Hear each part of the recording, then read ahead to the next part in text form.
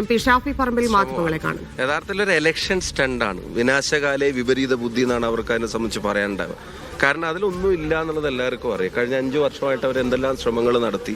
അവരുടെ തന്നെ വിജിലൻസും അതിൻ്റെ സംവിധാനങ്ങളും ഹോം സെക്രട്ടറി ഉൾപ്പെടെയുള്ള ആളുകൾ ഈ കാര്യത്തിലെടുത്ത നിലപാട് എന്താണെന്നൊക്കെ നിങ്ങൾ മാധ്യമപ്രവർത്തകർക്ക് എല്ലാവർക്കും അറിയാവുന്ന കാര്യങ്ങളല്ലോ. നിങ്ങൾ അവരൊക്കെ ആയിട്ട് ബന്ധമുള്ള ആളുകളാണല്ലോ.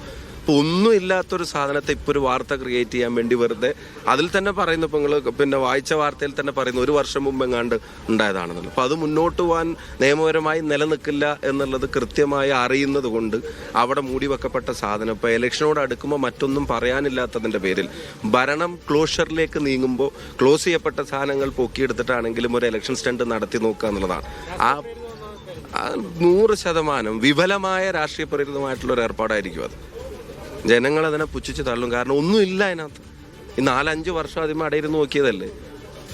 അവരുടെ നിയമോപദേശം വിദഗ്ധോപദേശം ഒക്കെ കിട്ടിയിട്ട് അതിനകത്തൊന്നും ഇല്ലയെന്ന് കണ്ടെത്തിയത് കൊണ്ടായിരുന്നല്ലോ ഇത്രയും കാലം അത് പിടിച്ചു വെച്ചത്. അല്ലെങ്കിൽ അയാൾക്ക് എന്തെങ്കിലും ചെയ്യാൻ അന്നേ ഉണ്ടായിരുന്നെങ്കിൽ എന്നേ ചെയ്യുമായിരുന്നല്ലോ.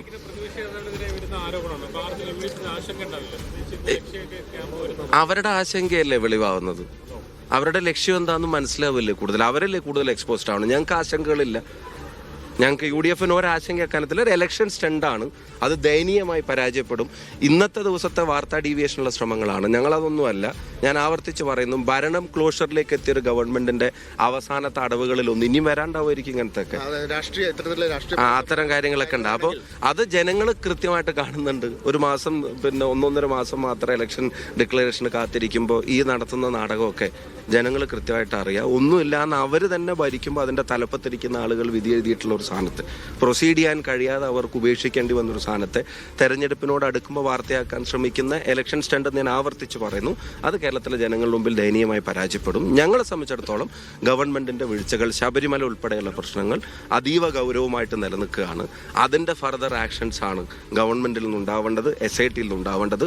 അതിനെ തടസ്സപ്പെടുത്താൻ നടക്കുന്ന ശ്രമങ്ങൾക്കാണ് ആരതി ഉണ്ടാവേണ്ടത്. അതിന്റെ ക്ലാരിറ്റിയാണ് കേരളത്തിലെ ജനങ്ങൾക്ക് വരേണ്ടത്. അത് ഞങ്ങൾ ചോദിക്കും. പ്രതിപക്ഷ നേതാവ് ചോദിക്കും, KPC പ്രസിഡന്റ് ചോദിക്കും, KC ചോദിക്കും, UDF ചോദിക്കും. ആ ഉത്തരങ്ങൾക്ക് പകരം ഇത്തരം കൊഞ്ഞനം കുത്തലുകൾ കൊണ്ട് കാര്യം ഉണ്ടാവില്ല. നിയമസഭാ തെരഞ്ഞെടുപ്പുകൾക്ക് മുൻപ് ഇത്തരത്തിൽ UDF നേതാക്കൾക്കെതിരെ അന്വേഷണങ്ങൾ മുൻകാലങ്ങളിലും ഉണ്ടായിട്ടുണ്ട്. അത് ഇതെല്ലാം തന്നെ ഇതിന്റെ ഈ രാഷ്ട്രീയ പ്രേരണ തെരഞ്ഞെടുപ്പ് സ്റ്റണ്ട് അവർ ഈ സമയത്ത് ഈ 10 വർഷത്തിനുള്ളിൽ നടപ്പിലാക്കിയ എല്ലാ കാര്യങ്ങളും ഇപ്പൊ ജനങ്ങൾ 1 by 1 വിലയിരുത്തുന്നുണ്ട്. ആ വിലയിരുത്തലിൽ അവരുടെ ഇത്തരം ക്യാരക്ടർ ജനങ്ങൾ തിരിച്ചറിഞ്ഞിട്ടുണ്ട്. അതിനോടുള്ള ജനങ്ങളുടെ പ്രതികരണമായിരുന്നു ഞാൻ നേരത്തെ സൂചിപ്പിച്ചതുപോലെ. തദ്ദേശ തെരഞ്ഞെടുപ്പ് പോലും പ്രാദേശികമായി നടന്നൊരു തെരഞ്ഞെടുപ്പ് എന്ന് തോന്നാത്ത തരത്തിൽ കേരളത്തെ ഒറ്റ യൂണിറ്റായി ജനങ്ങൾ കണ്ടതുപോലെയാണ് തെരഞ്ഞെടുപ്പിൽ ബിഹേവ് ചെയ്തത്.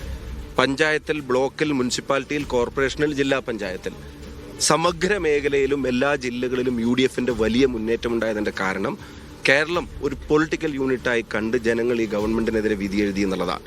അപ്പം അതിൽ നിന്ന് രക്ഷപ്പെടാൻ നടത്തുന്ന എല്ലാ ശ്രമങ്ങളും അവർക്ക് തിരിച്ചടിയായി മാറുകയാണ്.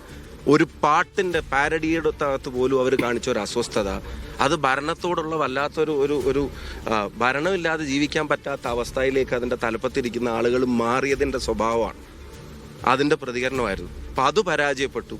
ശബരിമലയിൽ വീണ്ടും ചോദ്യങ്ങൾ അവർക്കെതിരെ ഉയരുന്നു. ഇപ്പൊ അവസാനം ഗവൺമെന്റിനെതിരായിട്ടുള്ള ചിന്ത ജനങ്ങൾക്കിടയിൽ വ്യാപൃതമാകുമ്പോൾ വാർത്തകൾ ഇപ്പം ഇന്ന് രാവിലെ മുതൽ നിങ്ങളെല്ലാം കോൺഗ്രസിന്റെ മുന്നൊരുക്കത്തെ സംബന്ധിച്ച് നേതാക്കൾ അതിന്റെ കാര്യങ്ങൾ പ്രതികരിക്കുന്നു. ക്യാമ്പിൽ ചെയ്യാൻ പോകുന്ന കാര്യങ്ങളെ സംബന്ധിച്ചുള്ള ചർച്ചകൾ ഉണ്ടാവുന്നു. അപ്പം ഞങ്ങൾ ഒരു അഗ്രസീവ് മോഡിൽ ഞങ്ങൾ ആദ്യത്തെ ചുവടുകൾ ഞങ്ങൾ വളരെ സ്ട്രോങ് ആയിട്ട് വെക്കുമ്പോൾ ഈ അസ്വസ്ഥത നേരെ ചെന്ന് തട്ടുന്നത് അവിടെയാണ്. അപ്പം അതിനൊരു ഡീവിയേഷൻ വേണം. അത് അവരുടെ ഒരു പരാജയപ്പെടുന്ന സ്ട്രാറ്റജിയായി മാറും. UDFന്റെയും അദ്ദേഹത്തിന്റെയും UDFന്റെയും പ്രതിപക്ഷ നേതാവ് ഉൾപ്പെടെ UDFന്റെ ഈ മുന്നൊരുക്കങ്ങളും പ്രവർത്തനങ്ങളും അവർക്കുണ്ടാക്കുന്ന അസ്വസ്ഥതയുടെ പ്രതികരണങ്ങളാണ്. ഇതിപ്പോ എടുത്തൊരു വാർത്ത ഉണ്ടാക്കാൻ വേണ്ടി കഴിഞ്ഞൊരു വർഷം മുമ്പ് മുന്നോട്ട് പോകില്ല എന്ന് തീരുമാനിച്ചറിഞ്ഞ് മൂടി വെച്ച ഒരു സാധനത്തെ എടുത്ത് പുറത്തേക്ക് ഇട്ടിരുന്നു.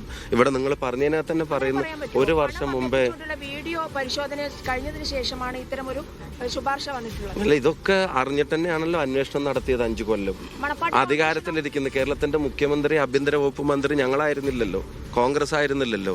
എല്ലാ വീഡിയോയും എല്ലാ തെളിവുകളും പരിശോധിച്ച് എല്ലാ റിപ്പോർട്ടുകളും വിജിലൻസിന്റെയും ഹോം സെക്രട്ടറിയുടെയും മുമ്പിൽ വന്നിട്ട് ആ വന്ന റിപ്പോർട്ടുകളുടെ അടിസ്ഥാനപ്പെടുത്തി ഇത് ഇനി മുന്നോട്ട് പോവോ ഇല്ലയോ എന്നുള്ളത് പരിശോധിച്ച് ഇതിന് നിലനിൽപ്പില്ല എന്ന് അവർ തന്നെ തീരുമാനിച്ച് ഉപേക്ഷിച്ചതിനെ ഇപ്പൊ തെരഞ്ഞെടുപ്പിന്റെ തലേ ദിവസം എന്ന് പറയാവുന്ന ഒരു സമയത്തെടുത്ത് പുറത്തിടുന്നതിന്റെ ഇന്റൻഷൻ കേരളത്തിലെ ജനങ്ങൾക്ക് മനസ്സിലാവും.